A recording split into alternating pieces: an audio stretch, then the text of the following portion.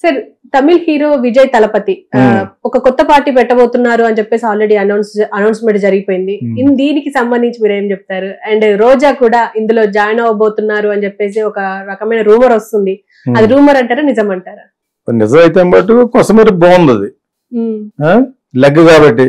అంటే రాజశేఖర్ గవర్నమెంట్ అప్పుడు లెగ్ పెట్టింది అవుట్, అందుకని చంద్రబాబు నాయుడు జరిగింది అది పార్టీ అవుట్. జగన్ దగ్గర పెట్టినప్పుడు అతను క్రిస్టియన్ కాబట్టి ఇవన్నీ నేను నమ్మను, మనకి బాగా తిట్టేవాళ్ళు కావాలి చంద్రబాబు నాయుడిని. చంద్రబాబు నాయుడు 420 ఆడు ఈడు అనే వ్యక్తి కావాలి. చిరంజీవిని అతన్ని పవన్ కళ్యాణ్ని అసెంబ్లీకి ఎక్కనేమను అనుకునే రౌడీ బాటలు కావాలి కాబట్టి ఆవిడ రౌడీ. అది తన హస్బెండ్ నాకు ఫ్రెండే, సెలవుమణి ఏదో ఉంది కదా, చెప్పాను కదా నేను, నాతో పాటు పాలు తీసి వచ్చాడు ఇళయరాజా కూడా నన్ను, అప్పుడు డబ్బులు కూడా ఇవ్వాలని చెప్పాను నేను. అతను మంచి సినిమాలు చేశాడు, తర్వాత దెబ్బతిన్నాడు. ఇప్పుడు విజయ్ కూడా చిన్నప్పటి నుంచి తెలిసి నాకు చెప్పాను. ఎస్ఏ చంద్రశేఖర్ అను శోభాకి పుట్టినాడు. శోభ క్రిస్టియన్, చంద్రశేఖర్ మరి క్రిస్టియన్ కాదు తెలియదు. వాళ్ళు టోటల్ గా క్రిస్టియన్ బ్యాక్గ్రౌండ్ కింద లెక్క. ఇప్పుడు తమిళ్ అతను ఒక 130 కోట్లు 100 కోట్ల కంటే పైకి తీసుకునే రెమ్యూనరేషన్ ఇండస్ట్రీకి వెళ్ళిన ఎక్కువ మంది ఫ్యాన్ ఫాలోయింగ్ ఉన్న స్టార్ ఎవరంటే విజయ్. చాలా మంది ఆశ్చర్యపోయే విషయం, అక్కడ బ్రాహ్మిన్స్ అంతా ఆశ్చర్యపోతారు. బికాస్ బ్రాహ్మిన్స్ ఆర్ యాంటీ కదా, Brahmins are all for only Kamal Haasan. వాళ్ళు ఎంత ఉంటారు? 20% ఉంటారు. కమల్ హాసన్ మాస్ హీరో ఎందుకు అవ్వలేకపోయాయంటే బికాజ్ అతను అలాగని చెప్పేసి పని నాన్ బ్రాహ్మిన్స్ ని సపోర్ట్ చేస్తూ ఉంటాడు సినిమాలు. దేవర మగనని, ఆ మగనని, ఈ మగనని కమల్ హాసన్. అయినా వర్కౌట్ అవుతుంది. చివరికి లాగేసి రజనీకాంత్నే పట్టుకుంటారు వాళ్ళు, ఎందుకంటే ప్లాట్ఫామ్ మీద పడుకుని అలాగ వచ్చినాడు. మరాఠీ శివాజీరావు, వాళ్ళకి ఎవరో కూడా ఒరిజినల్ తమిళియన్స్ ఉండరు. చీఫ్ మినిస్టర్లో కరుణానిధి తెలుగాడు, జయలలిత కన్నడ, అదొక శాపం వాళ్ళకి. MGR Sri Lanka Malayali, nobody Tamilan there. Super stars కూడా ప్రాపర్ తమిళన్ ఉండరు. విజయకాంత్ యాక్చువల్ తెలుగు నాయుడు, ఓకేనా. మన కరుణానిధి తెలుగు, దాని ఏమంటారు భారత క్యాస్ట్ అంటారు కదా, షనాయి వాయించుకుంటారు. ఎంఎస్ విశ్వనాథన్ మ్యూజిక్ డైరెక్టర్, విశ్వనాథన్ రాంబూత్లో మంచి మ్యూజిక్ డైరెక్టర్ అని. వీళ్ళంతా కూడా ఆ క్యాస్ట్ కి సంబంధించింది, ఓకేనా. వాళ్ళంతా కూడా తెలుగు వాళ్ళే. ఇంట్లో వాళ్ళు మాట్లాడుకుంటే తెలుగు అంటే మనకున్న తిరిగిపోద్ది అనమాట. అంత భయంకరంగా మాట్లాడుకుంటారు, తెలుగు మాట్లాడుకుంటారు. ఇంక్లూడింగ్ స్టాలిన్ వాళ్ళు కూడా వచ్చు. వాళ్ళ బదులు కరుణానిధి గారు భార్య కదా, వాళ్ళు మాట్లాడే తెలుగు ఎప్పుడుదో 100 సంవత్సరాల క్రితం ఉందనమాట. What ever it is. ఇప్పుడు విజయ్ ప్రాపర్ తమిళియన్ కింద లెక్క అనుకుంటా. సో బట్ ఈ origin of Christianity, okay. So అతను ఉన్న ఫ్యాన్ ఫాలోయింగ్ అనాలిసిస్ ప్రకారంగా రజనీకాంత్ కూడా లేదు.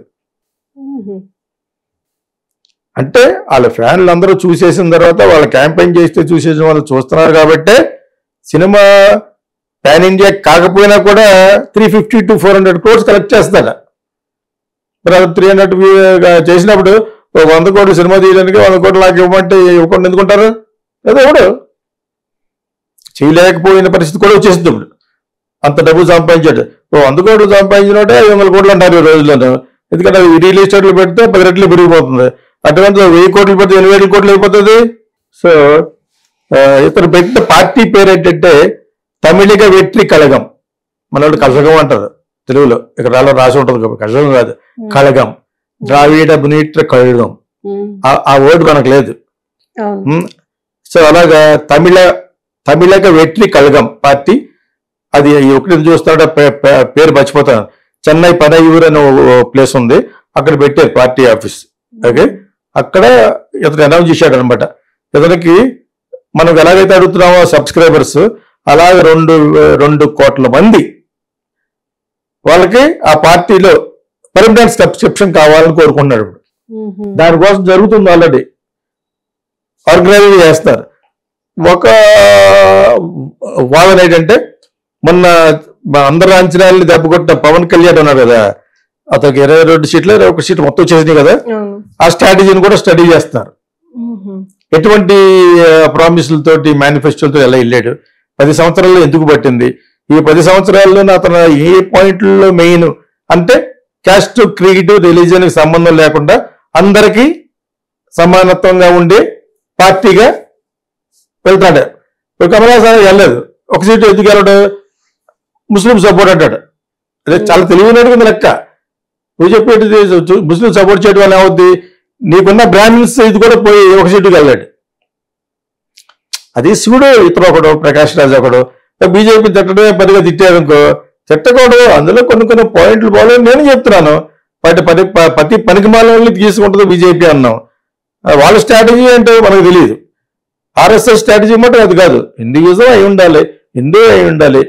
నువ్వు ఎగెనెస్ట్ అవనవసరం లేదు, ముస్లింకి ఎగెనెస్ట్ అవనవసరం లేదు. వీళ్ళు తప్పుడుగా అర్థం చేసుకుని వీళ్ళొక్కళ్ళే ముస్లిం గురించి మాట్లాడుతున్నట్టుగా కమల్ హాసన్, ప్రకాష్ రాజు వీళ్ళందరూ యాంటీగా మాట్లాడతారు. నా దగ్గర ఒక అబ్బాయి చదువుకున్నాడు. ఆ అబ్బాయి వైఫ్ కూడా ఆంధ్రజ్యోతిలో పనిచేస్తూ ఇప్పుడు ఒక ఛానల్ పెట్టి బాగానే ఉంటుంది. ఇప్పుడు ఆ అమ్మాయి కూడా యాంటీ హిందూ కింద మాట్లాడుతుంటే ఎవడైనా మొన్న ఎక్కేశాడు. బీజేపీ సెల్ ఉంటుంది కదా, బీజేపీ ఛానల్స్ అంతలా మాట్లాడిన అవసరం. నీ యొక్క ధ్రువరాతికి వచ్చిందని, ధ్రువరాతి ఒకప్పుడు మన ఎవరో మోడీ గారి ఫ్యానే. అంతకంతకి అట్రాసిటీస్ అన్యాయం పెరిగిపోవడంతో బ్యాడ్ గా మాట మొదలు పెట్టాడు. ఎక్కడికి వెళ్ళిపోయింది. 1 hour లో 1 million చూస్తారు. Is it possible? 10 లక్షల మంది చూడటం అంటేనే. సో అతని రూట్ లో చాలా మంది వెళ్ళిపోతుంది. నేను చెప్పిన దాకా అమ్మాయి పేరేంది కానీ ఆ అమ్మాయి హస్బెండ్ నా దగ్గర చదువుకున్నాడు, డైరెక్షన్ కోర్స్ చేశాడు. సో అతను నాకు ఒకసారి చేశాడు ఫోను. సరే అక్కడక్కడ ఎవరినైనా తిడుతున్నారు కదా, మీరు అలాగే మాట్లాడకుండా ఉంటే బాగుంటుందేమో అన్నాడు. నువ్వు నాకు ఎప్పుడు చెప్పడానికి ప్రయత్నించొద్దని చెప్పి, నువ్వు నీకు డైరెక్షన్ దాని గురించే, డోంట్ టెల్ మీ అన్నమాట. I know what it is, I more experience than you. ఎవరు తిడతాడో ఎందుకు తిడతారో అన్నీ తెలుసు నాకు. అటువంటిప్పుడు నేను జాగ్రత్తగా ఉండి నేను మాట్లాడకూడదు. నేను జాగ్రత్తగా ఉన్నాను, నేను నిజమే మాట్లాడతాను. వాడు ఎవడో కౌన్ కిస్కా గారు తిట్టాడని అది దొరికాడంటే సైబర్లో పెట్టి మనం కొట్టాం, అలా కొడతాం అంతే తప్పితే నువ్వు నాకు ఎప్పుడు చెప్పొద్దని చెప్పాను. సేమ్ అతను వైఫ్ని ఎప్పుడు ట్రాల్ చేస్తారు, తిట్టకుండా తిట్టారు మన బీజేపీ సెల్లాడు. అంటే యాంటీ హిందూగా మాట్లాడుతుందని అమ్మాయి. అదే ఇప్పుడు అందరికీ వస్తుంది, తనే ఉండాలంటే అప్పుడు వాళ్ళ ఆవిడ్ని పొగుడుతున్నారు, అలాగే ఉండాలి. నా మీద గౌరవంతో చెప్పాడు, అది వర్కౌట్ అవ్వదు. సో ఇప్పుడు ఇక పవన్ కళ్యాణ్ ఏ విధంగా గెలవగలిగాడు ఈ 10 సంవత్సరాల్లో, అతను వాన్ టెక్నిక్స్ ఏంటనేది స్టడీ చేస్తున్నట్టుగా నేను వింటాను విజయాలను. పవన్ కళ్యాణ్ బాగా చిన్నడే, పెద్ద చిన్నడేం కాదు కానీ ఒక లెవెల్ వరకు 7-8 ఏళ్ళు చిన్నడే. సో అతను బాగా డబ్బులు గడిచేసాడు. More than money. Fan following Rajinikanth కూడా డబ్బులు ఉంటుంది అతనికి. రజనీకాంత్ ముసలాడు అయిపోయాడు కదా, ఇంకేముంటుంది రజనీకాంత్ కానీ కమల్ హాసన్ కానీ. వాళ్ళకి సినిమా చూస్తారు, మల్టీ లాంగ్వేజ్ లో తీసిన ఒక పాన్ ఇండియా సినిమాలో పెడితే ఆ మోజు ఉంటుంది. ఇప్పుడు ఇమేజ్ వర్కౌట్ అవుతుంది అంతే తప్పితే ఓట్లు వేసి ఇమేజ్ కాదు. రజనీకాంత్ నిలబడితే ఒక సీటు కూడా గెలడం తెలుసు. 3 సార్లు విత్డ్రా చేసుకున్నాడు పాలిటిక్స్ లో నిలబడి. ఎనాలిసిస్ ఏం చెబుతుందంటే నువ్వు ఒక సీటు కూడా గెలవని. ఒకసారి నుంచున్నాడు, గెలలేదు. ఎవరు అదంతా స్వార్థపరులుగా ఉండేవాళ్ళు ఎవడేస్తారు నీకు ఓటు? నాగేశ్వరరావు గారు, రామారావు గారు ఉన్నారు. నాగేశ్వరరావు గారు వాళ్ళ ఇంట్లోనే కొట్టారు. శివాజీ గణేష్ ఉన్నాడు, ఎంజీఆర్ వేస్తారు ప్రపంచం అంతాను. శివాజీ గారి ఇంట్లోనే వేయరు. పిల్లికి బిచ్చం పెట్టి వాళ్ళు ఎందుకు వేస్తారు? ఈ యొక్క అది తెలివితేటలు ప్రజలందరూ తెలుసు. నాగేశ్వరరావు గారు నిలబడిన ఒకడు ఓటేడు. ఆయన రాజ్యసభ డామినేట్ చేయబడివాడు అనమాట, దారం గుడిచేవాడు గవర్నమెంట్కి. అలా కూడా ఎప్పుడు ఇవ్వలేదు. రామారావు గారు బాస్ మేం అనగానే వేస్తారా? సో ఆయన ఒక సీటు కోసం నిలబడ్డాడు, సీఎం చేశారు. ఆయన శక్తికి ఆయనకే తెలీదు. ఎంజీఆర్ దగ్గరికి వెళ్ళి అడిగాడు ఎన్టీ రామారావు గారు, నా మీద ఇన్కమ్ ట్యాక్స్ యాడ్ చేస్తారు, ఆ ఇన్కమ్ ట్యాక్స్ ఆఫీస్ కూడా నా బిల్డింగ్ లో ఉంది, ఏం చేయమంటావంటే ఒక ఎమ్మెల్యే నిలబడు, కనీసం నీది నువ్వు సేవ్ చేసుకోవచ్చని అన్నప్పుడు అందరినీ పిలిచి నేను ఎమ్మెల్యేగా నిలబడుతున్నానని చెప్పేసి ఆ కమ్మ కమ్యూనిటీ నిలబెడుతు, నువ్వు ఎమ్మెల్యే కరబెట్టి నువ్వు సీఎం అయిపోతావని సీఎం చేస్తారు. That is the unity of that. ఇది అలా డబ్బులు కూడా ఖర్చు పెట్టారు. ఆయనకే అర్థం అవ్వలేదు. సో ఆ విధంగా ఉన్న పొజిషన్లో ఇప్పుడు విజయ్ ఉన్నాడు. విజయ్ ఒక సినిమా యాక్ట్ చేస్తాడు, అతను కలెక్ట్ చేసే కలెక్షన్ పాన్ ఇండియా కాకుండా, అబ్రాడ్ కాకుండా కంట్రీకి విదిన్ ద కంట్రీలోనే 300 to 325 crores కలెక్ట్ చేస్తుందంటే అతను 125 ఇస్తారు. ఇప్పుడు 100 కోట్లు సినిమా తీస్తారు, అయినా 100 కోట్లు మిగులుతుంది కదా. అతను చేస్తానంటే సన్ టీవీలు రెడీ, అందరూ రెడీ. ఎందుకంటే ధనుష్కే ఒక లెవెల్కి కలెక్ట్ చేస్తుంటే సినిమాని. సో అతను ఫ్యాన్ ఫాలోయింగ్ చాలా ఎక్కువ. దాంతోపాటు ఈ సబ్స్క్రిప్షన్స్ ఉంటాయి కదా, ఓటర్ సబ్స్క్రిప్షన్స్, అది పెట్టాడు ఇప్పుడు కొత్తగా. 2 కోట్ల మంది ఉంటారు ఆ ఊర్లో. ఆ తమిళనాడులో ఉన్న ఓటింగ్ సిస్టమ్ లో ఒక 90% వచ్చేయచ్చు అతనికి. ఎనివే విషయం ఆల్ ది బెస్ట్. కానీ అతను ఊహించదు అనమాట, ఇవన్నీ ఊహించనే. అతను పాలిటిక్స్ అవన్నీ తెలిసినంతలా కనిపించడు బయట. బలవంతంగా లాగారు. వాళ్ళ ఫాదర్కి ఎప్పుడో వెళ్ళాలని ఉండేది. జయసుధ వారసుడుగా తీసుకొస్తారు కొంతకాలం అనుకున్నారు.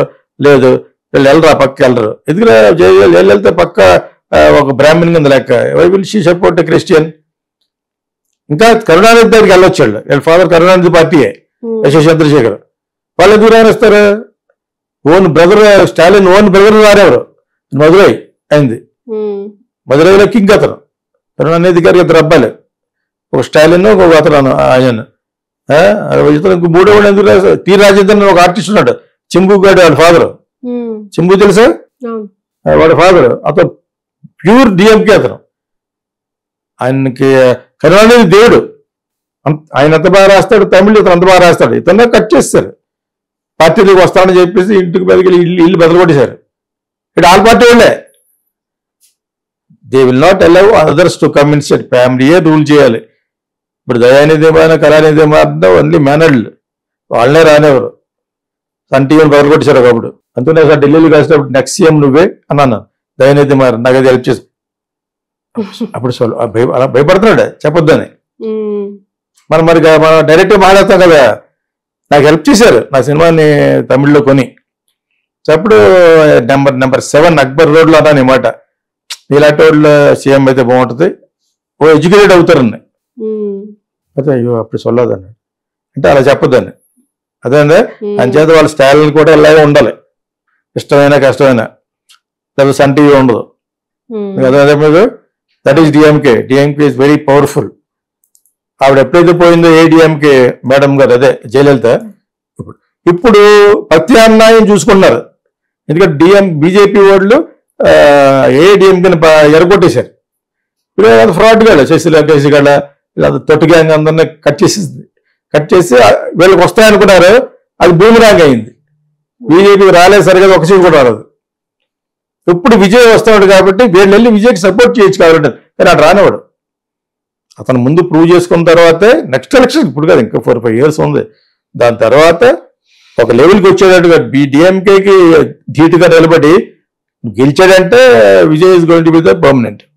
ఎందుకంటే ఆ కమ్యూనిటీ పెద్దది, Christian community in Tamil Nadu more than AP. So అతనికి 2 విధాల అతను అందరు క్యాస్ట్లలోనూ ఉన్నారు ఫ్యాన్స్.